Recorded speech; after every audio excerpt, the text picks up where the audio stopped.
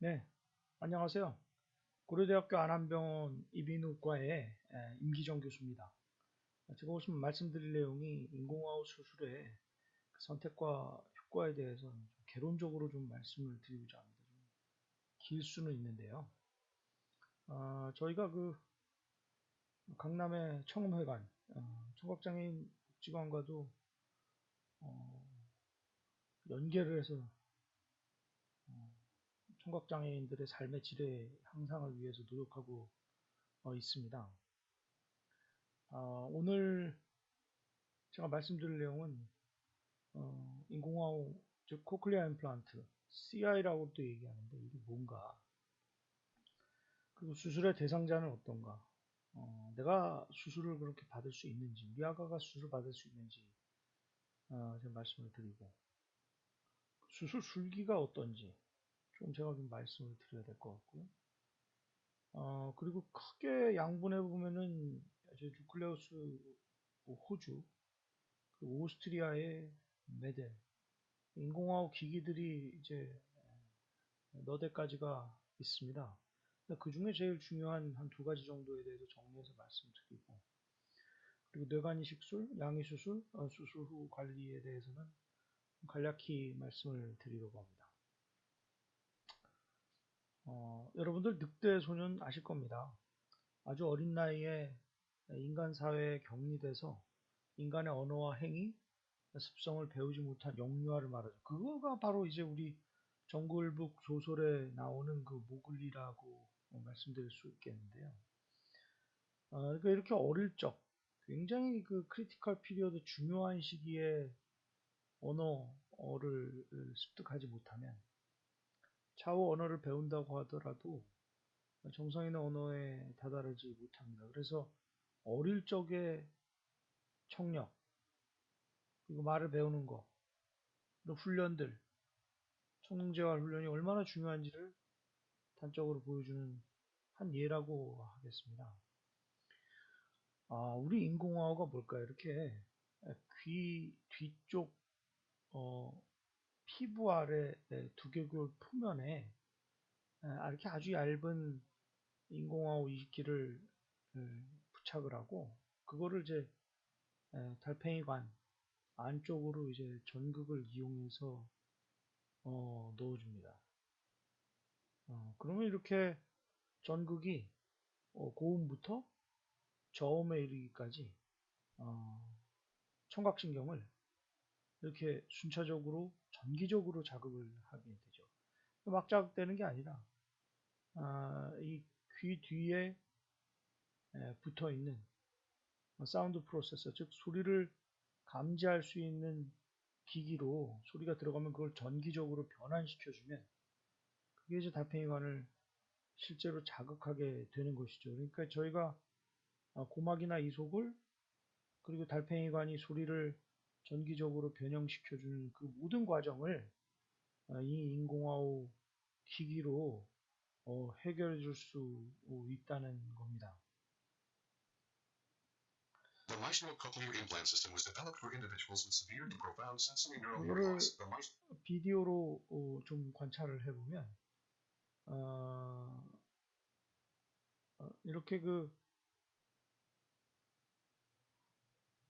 달팽이관 뒤에 귀 뒤에 이제 부착된 인공화호 기기를 통해서 이제 소리가 무선으로 안쪽으로 이제 전달이 되면 달팽이관 안쪽으로 삽입된 전극에 이렇게 소리가 자극돼서 이렇게 들을 수 있게끔 하는 그런 이제 구조로 되어 있는 겁니다. 와우 이식기라는 게 이제 즉 이렇게 소리를 듣는 달팽이관, 즉 와우에 문제가 생겨서 전농, 데프, 전혀 소리를 못 듣는 거죠. 그런 환자한테 잔존에 있는 청신경을 전기 자극해서 음을 감지해 줄 수 있는 와우 이식기를 이식하는 그런 수술이 됩니다. 와우 이식기는 부청기를 사용해도 도움을 받지 못하는 양측의 고도 감각성 신경성 난청 환자에게 다시 소리를 듣게끔 해주는 그런 청력을 제공하는 신통방통한 기기가 되겠습니다. 특히 소리를 전혀 배우지 못하는 소아는 운명적으로 전혀 듣지 못하고 말도 못하게 되었었는데, 이제는 보청기로 안 되는 것도 이런 인공화호를 통해서 그래도 청력을 배울 수 있고 교육을 받을 수 있고 지능 언어 발달이 올라가게 되는 이런 아주 필수적인 중요한 아, 결과를 좋은 결과를 낳기 때문에 성인에서보다 그 중요성이 훨씬 크다고 얘기할 수가 있습니다. 또 언어 습득을 위해서 조기에 빨리 시도를 해주는 것이 중요하다고 생각됩니다. 인공화의 유용성은 이미 논문으로도 다 증명된 바가 있습니다. 난청은 세계적으로도 한 3위의 장애가 되세요. 인공화호가 유의한 듣기 향상을 만들고 삶의 질을 향상시키고 양측을 받은 경우에는 소리의 방향성까지 향상시킬 수 있다고 증명되어져 있습니다. 이 귀의 역사는 피타고라스가 소리가 공기의 떨림 때문에 생기는 거야. 그리고 귀의 구조는 어때? 라고 이게 슬슬 밝혀져 온 바가 있는데요. 18세기 후반에 우리 전기를 만든 그 볼타가 자기 듣지 못하는 귀에다가 전기를 자극했더니 지글지글하는 소리가 들렸다. 그거 말한 게 우리 아마 와우이식의 역사가 되지 않을까 생각합니다. 예, 위대한 미국의 이비인후과 의사인 윌리엄 하우스가 전극으로 달팽이관을 자극하면 소리를 듣지 않겠느냐 해서 그 기계를 만들기 시작을 했고요. 그리고 호주의 그라함 클락 교수가 주축이 돼서 호주에서 인공화호를 만들어서 현재 뉴클레우스를 발전시켰고요. 그리고 이 잉겔버그 부부가 오스트리아에서 인공화호를 개발해서 메델이라는 훌륭한 회사를 설립해서 두 브랜드 이외의 여러 인공화호 업체들이 인공화호를 공급해주고 있습니다. 자, 그럼 우리 인공화호를 어느 정도가 돼야지 수술을 받을 수 있는지 한번 보겠습니다. 양측 귀에 굉장히 심한 정도의 감각신경성 난청이 있어야죠. 이런 난청, 즉 안 들리는 거는 보청기로도 3개월 이상 자꾸 맞추고 또 듣기 위해서 노력을 해도 완벽한 효과가 없는 경우에는 인공화호 이식을 할 수가 있습니다. 다만 그때 이렇게 자극할 수 있는 청신경이 있어야죠. 그리고 전극을 삽입할 수 있는 달팽이관의 구조가 좋아야죠. 그리고 전신마취나 수술을 할 수 있게끔 문제가 없어야 되고 특히 뇌에 문제가 없어서 그래도 이런 훈련을 따라가고 언어를 이해할 수 있는 그런 정도의 지능이 있는 것이 좋다고 생각됩니다. 그리고 무엇보다도 중요한 것이 이 환자의 또한 가족들의 수술에 대한 현실적이면서 강한 동기가 있어야지 인공화호 수술만 딱 한다고 소리가 바로 들리는 게 아니거든요.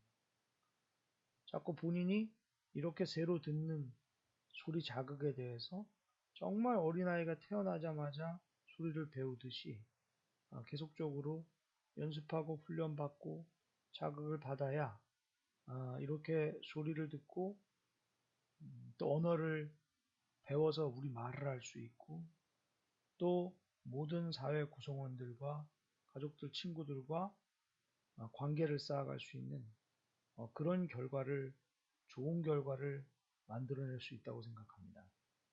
그러기 위해서 우리 재활을 위해서 가족과 병원 사회에 지원이 계속돼야 된다고 생각하고 있습니다. 여러분들 이제 청력도를 많이 보시죠. 이거는 이제 저음부터 고음에 이르는 이런 주파수로 한쪽 면이 구성되어 있고, 그 0에서부터 한 120까지 큰 소리가 있습니다. 주로 우리가 대화하는 영역이 이렇게 스피치 바나나로 해서 빨간색으로 이렇게 표시되어 있고, 대개 한 20에서 한 60 정도의 소리 크기를 지닌 약 1에서 2kHz가 주축이 되는 그 부분이 우리가 정상적으로 많이 말하고 있는 회화 영역이라고 할 수가 있겠습니다. 근데 이런 소리를 전혀 못 듣는 90% 이상 이렇게 망가지는 그런 청력을 가진 분들이 이제 인공화호를 하게 된다고 생각을 하시면 되겠습니다. 대개 우리가 한 0에서 10 사이가 정상이고 100 이상 되면은 전혀 못 들리는 사람이라고 생각할 수가 있고요. 40% 정도 들으시면 이제 보청기를 할까 말까. 60% 정도 들으시면 이거 뭐 무조건 보청기를 해야 되기 때문에 나라에서는 장애 진단, 즉 청각장애 진단을 주고 그리고 보청기를 할 수 있게끔 지원을 아끼지 않고 있고요.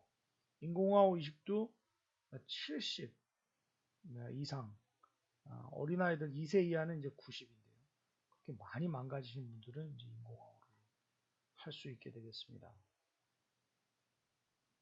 좀 자세히 말씀드리면 2009년에는 이제 이러한 그 기준들이 처음 생겼었죠.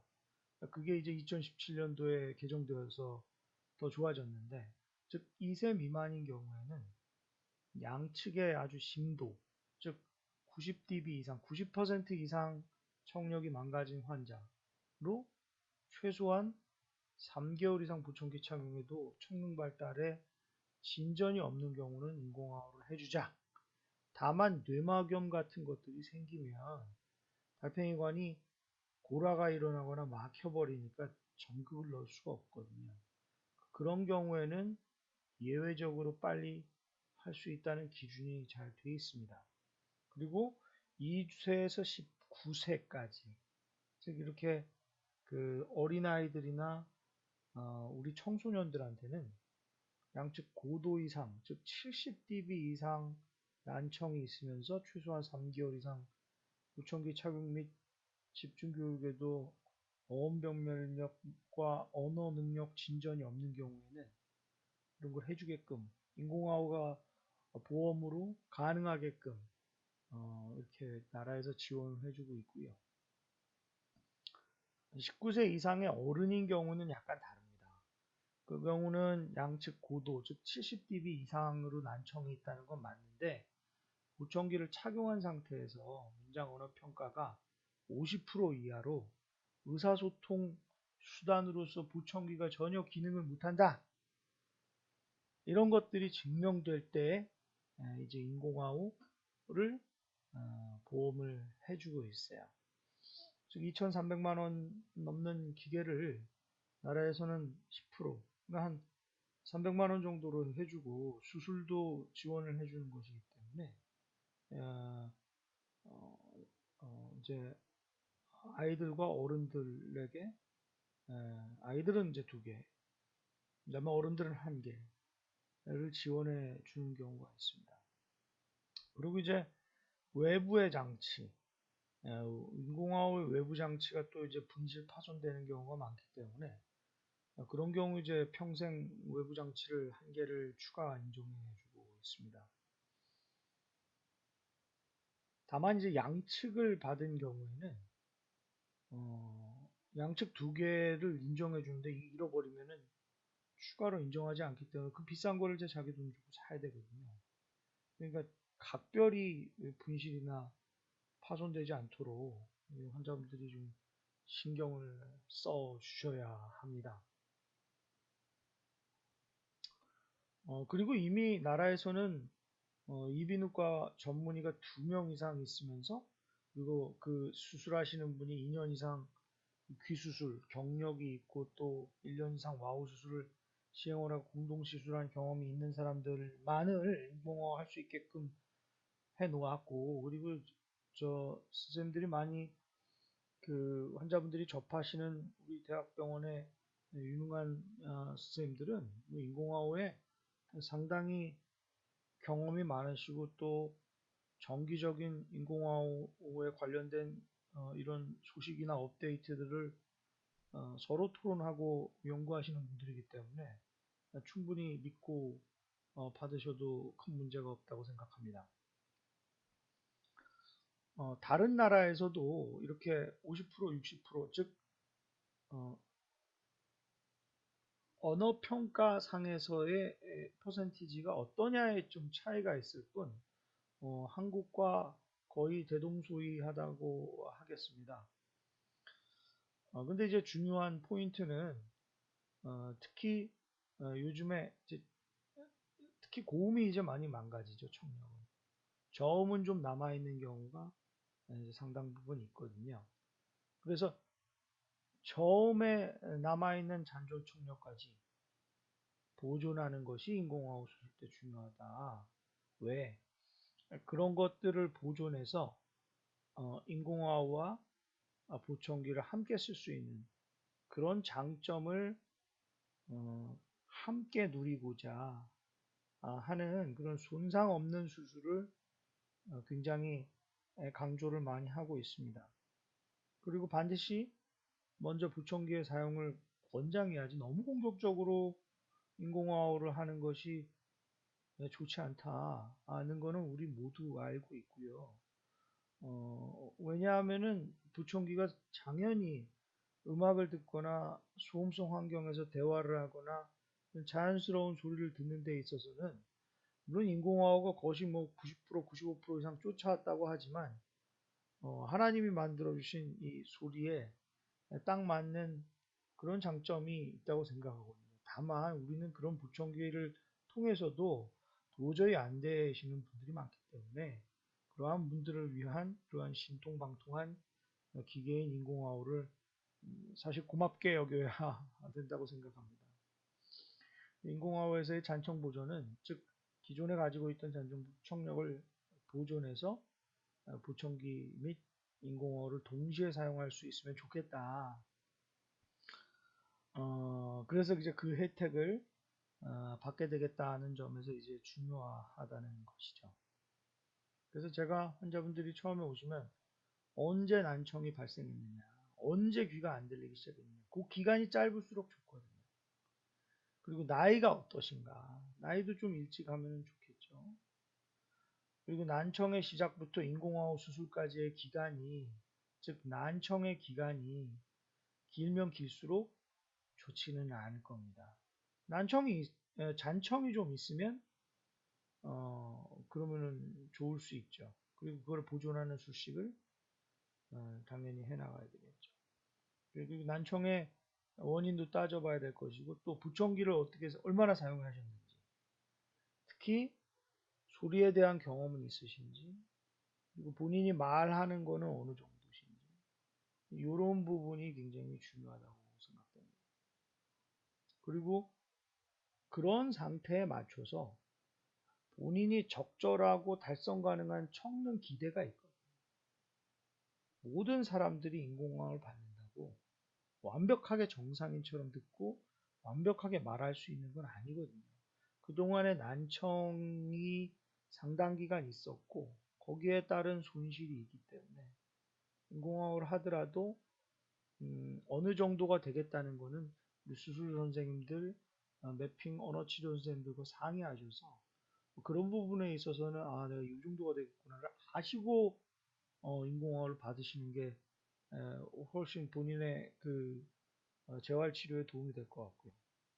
거기에 따라서 또 가족들도 많이 도움과 협조를 해주셔야지. 보청기를 하자마자 인공호흡을 하자마자 사람이 갑자기 180도로 확 변한다는 너무 욕심스러운 그런 기대를 가지시면 실망도 클 수 있고 또 환자와 가족 간에 불화가 생기거나 또는 문제가 생길 수 있는 여지가 있기 때문에 그런 점을 또 추가로 꼭 말씀드리고 싶습니다.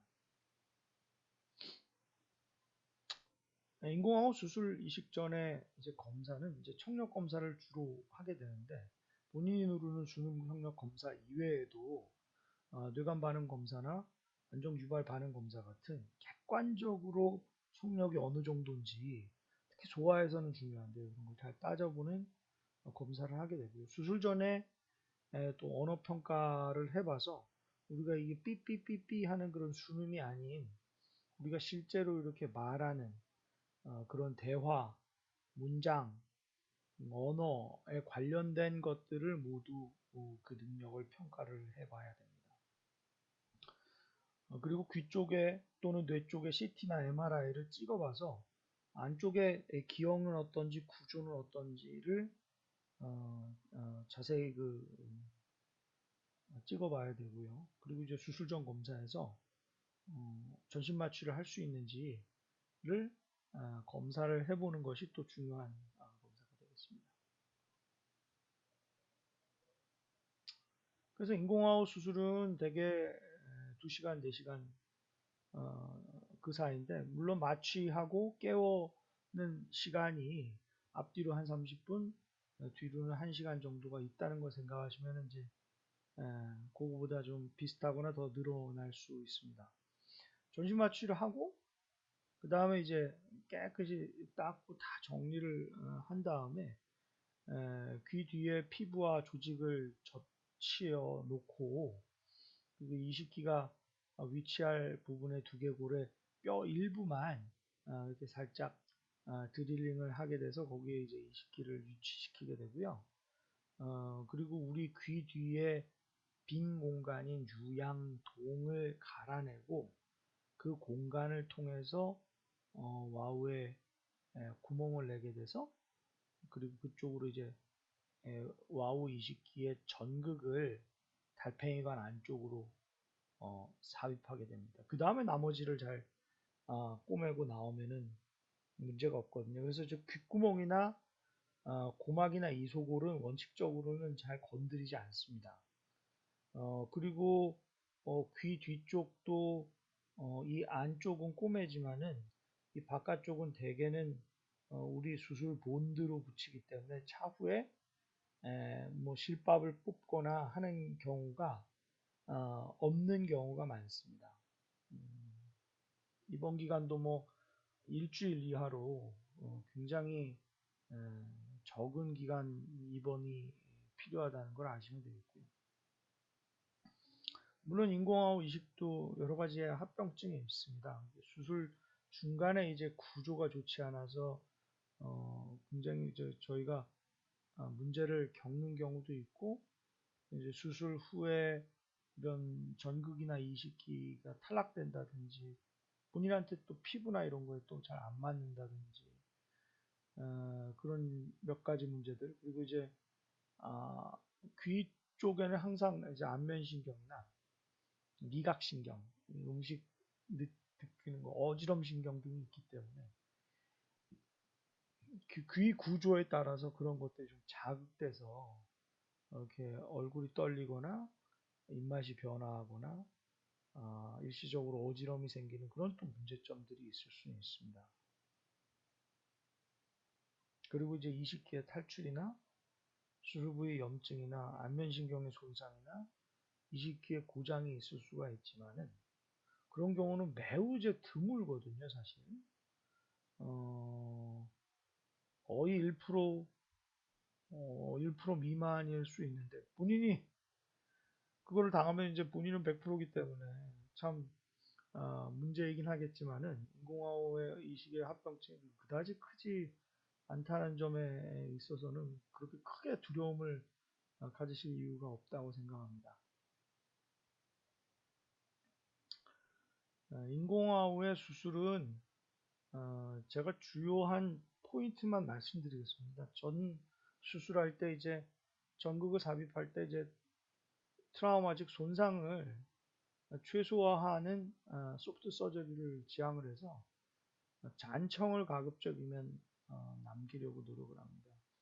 특히 잔청이 있는 경우에는 코클리오스토미 즉 달팽이관을 직접 뚫는 수식보다는 라운드 인도우라고 해서 이제 정원창으로 접근하는 방법을 쓰고 물론 전극은 환자분의 상태에 따라서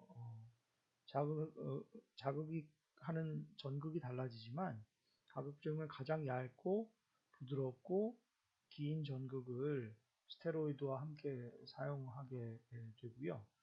잔청이 전혀 없는 경우나 정원찬 접근법이 어려운 경우에는 청각신경에 가급적 가까이 전극을 위치시킬 수 있는 펀처 엘렉트로드, 즉 휙 달팽이관 구조대로 말리는 그런 전극을 사용하기도 합니다.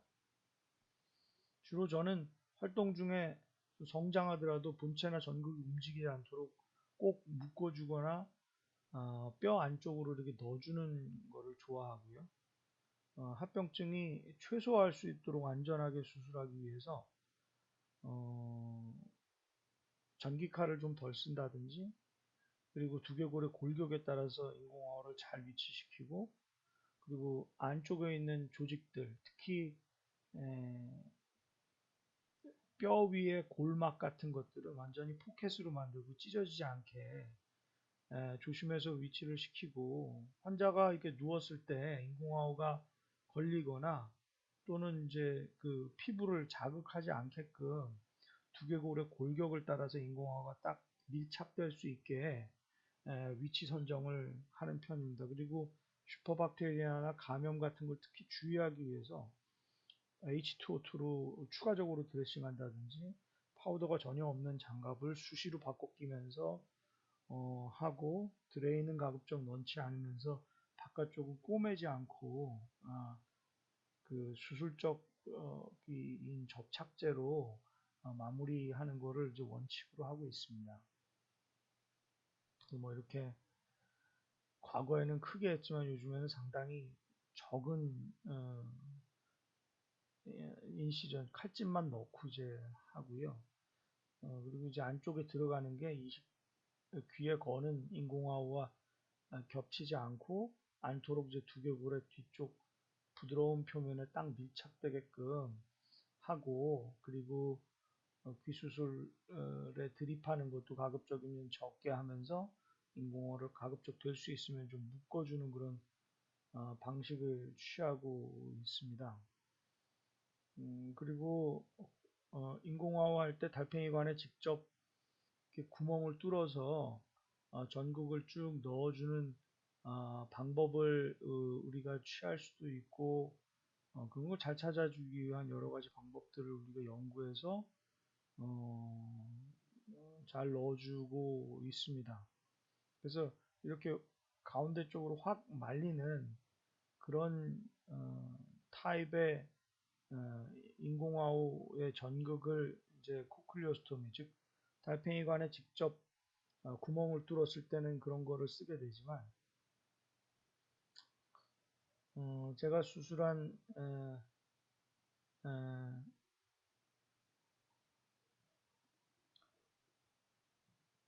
환자분의 경우처럼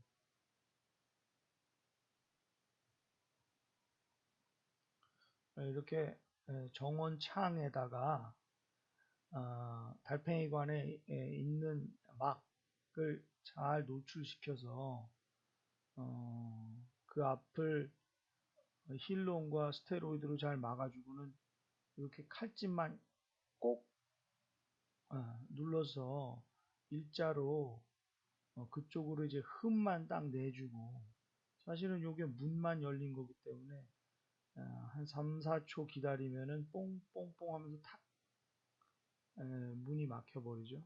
거기다가 이제 전극을 대고 상당히 천천히 안정적으로 쭉 안쪽으로 넣어줘서 삽입을 하게 되면 이제 완성되게 됩니다. 그래서 이렇게 어떻게 잘 넣느냐에 대해서 제가 또 여러 가지 논문도, 기술적인 논문도 만들었었고요. 그리고 인공화호가 전극되는 거를 쉽게 이걸 아실 수 없을 텐데, 이렇게 비디오를 보면은 달팽이관 안쪽으로 이렇게 달팽이관이 이제 2바퀴 반이지만 그렇게까지 많이 들어가지는 않고 한 바퀴 반, 한 바퀴에서 한 바퀴 반, 2바퀴까지 이렇게 전극이 쭉 들어갈 수 있는 것이고, 요게 이렇게 달팽이관이 하나, 둘, 두 바퀴 반 이렇게 있죠. 거기에 전극을 넣어 보면은 이렇게 쭉 그 두 바퀴 반에 특히 스칼라 팀파니라는 영역을 따라서 쭉 들어가면서 이 가운데에 있는 청각신경을 전기적으로 자극할 수 있게 됩니다. 상당히 신통방통하죠. 그리고 지금부터는 인공화학 회사들의 기기에 대해서 좀 알아보겠습니다. 이제 호주의 뉴클레우스 이제 인공화학가 1978년도에 이렇게 이 환자분도 정말 용감하신 분이죠. 그때는 이렇게 박스를 메고 배낭처럼 메고 다녔으니까요. 그리고 이제 마이크로 얘기해야 이제 이분이 들을 수가 있었는데 이렇게 처음에 이제 용감하게 수술 받으셨는데 지금은 어떻습니까? 그 옛날 버전과는 비교할 수 없을 만큼 굉장히 작아지고 특히 귀 뒤에 부착하는 것에서부터 요새는 아예 그냥 머릿속으로 딱딱 붙이기만 하고 아무것도 안 보이는 그런 타입까지 나와 있습니다. 그래서 뭐 누클레우스도 이제 5, 6, 칸소, 7에 이르기까지 다양한 방식으로 진화해갖고 또 색감도 여러 가지 틀리고 브루투스도 되는 등 여러 좋은 점이 있고요. 이렇게 머리 안쪽에 붙이면은 전혀 보이지가 않죠. 여기 전국도 여러 가지 타입이 있어서 이제 음, 사용을 하게 되고요. 아까 말씀드린 대로 소프트 서저리, 즉 잔청을 보존하는 수술법에 따라서 전국도 길고 슬림하고 스트레이트한 것이 잘 개발되어 있습니다. 그런 것들이 이제 이렇게 들어갈 수 있는 거죠.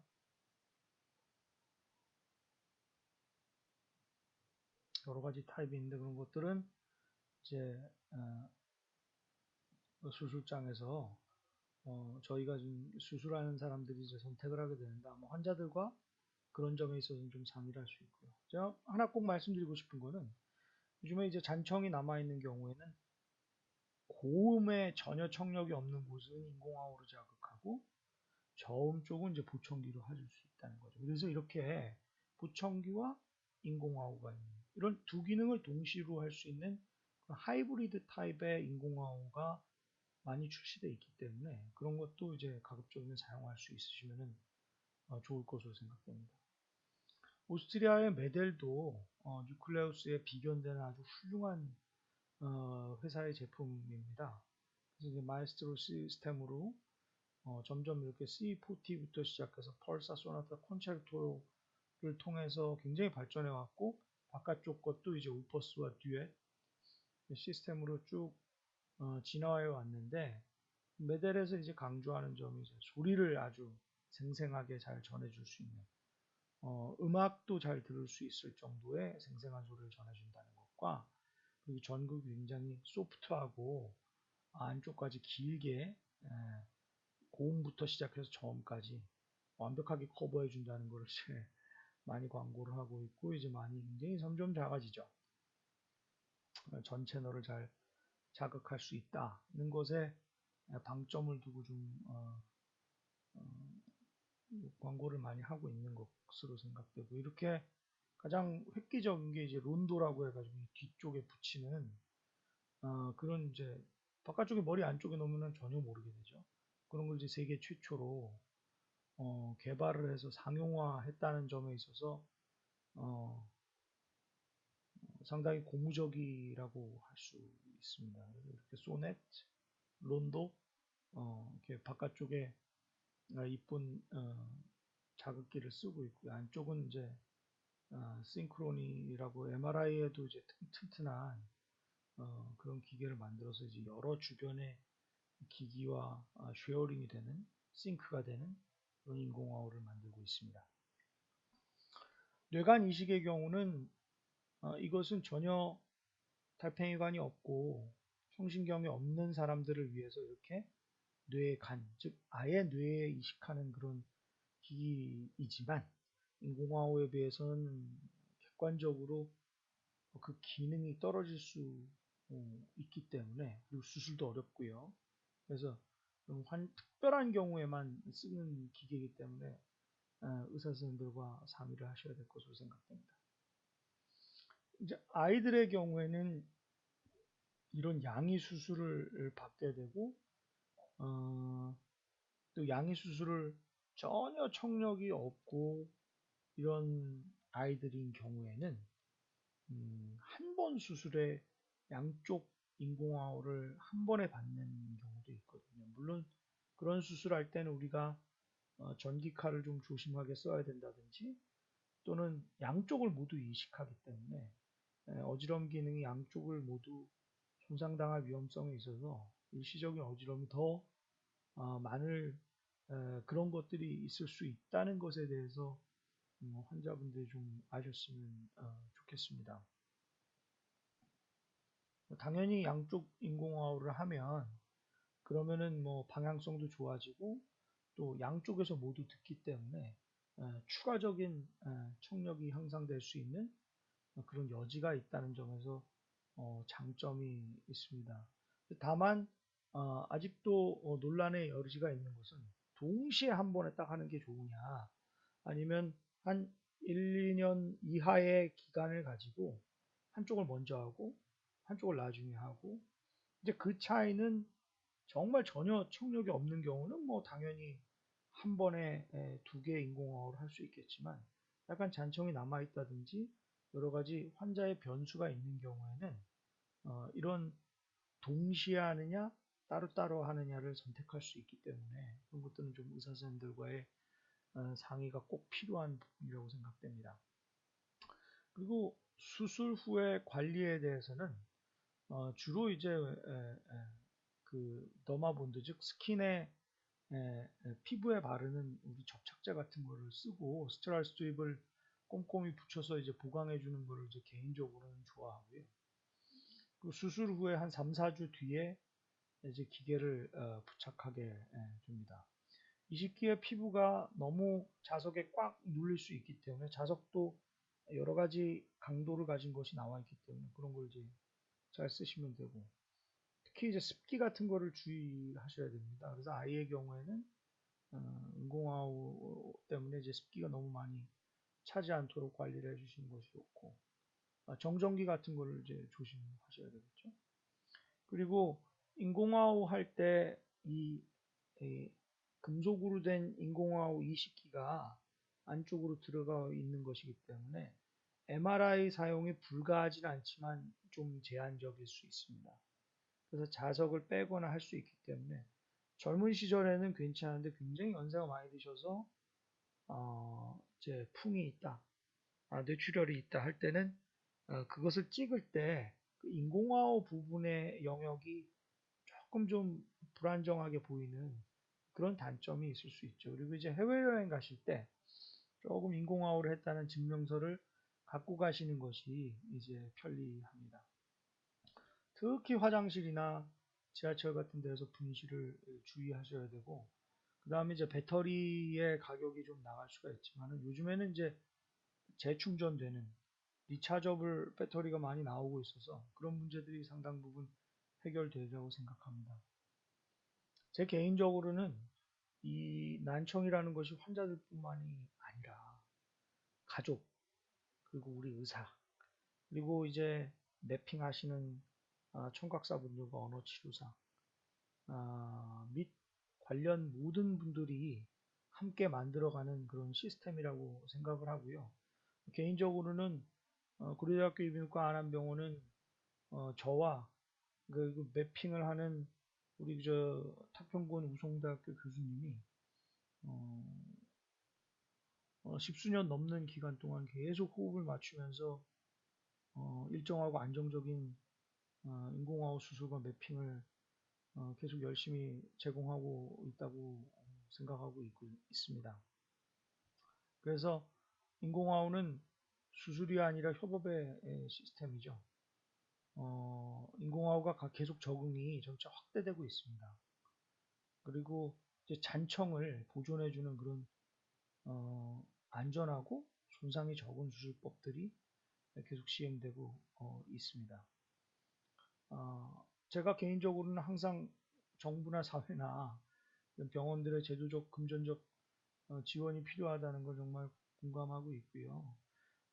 그리고 조기 수술 때 안전하게, 그리고 미래에 더 좋은 인공화호가 나오기를 좀 고대합니다.